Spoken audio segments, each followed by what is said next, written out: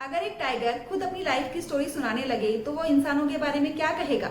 इसी unique idea पर based है आर के नारायण का एक famous novel A tiger for Malgudi. इस नोवेल में नरेटर कोई इंसान नहीं है बल्कि राजा नाम का एक टाइगर है।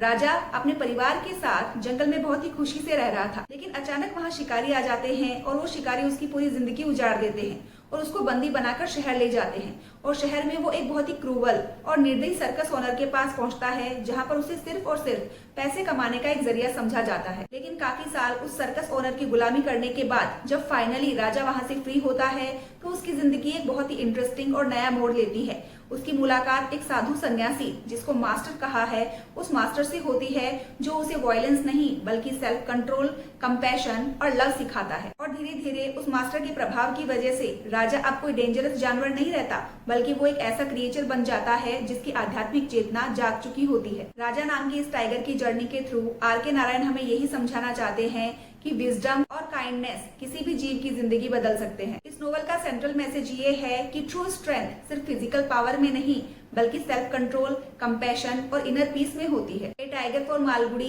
एक बहुत ही इंस्पायरिंग स्टोरी है जिसमें एक टाइगर की जर्नी को दिखाया है विजडम, स्पिरिचुअल अवेकनिंग और इनर पीस की तरफ। यही इस नोवेल का हार्ट है और इसी वजह से इसे आर के नारायण के सबसे यूनिक नॉवेल्स में से एक माना जाता है। इस पूरे नोवेल को डिटेल में जानने और समझने के लिए don't forget to like the video and subscribe our channel the literature room by Sonu.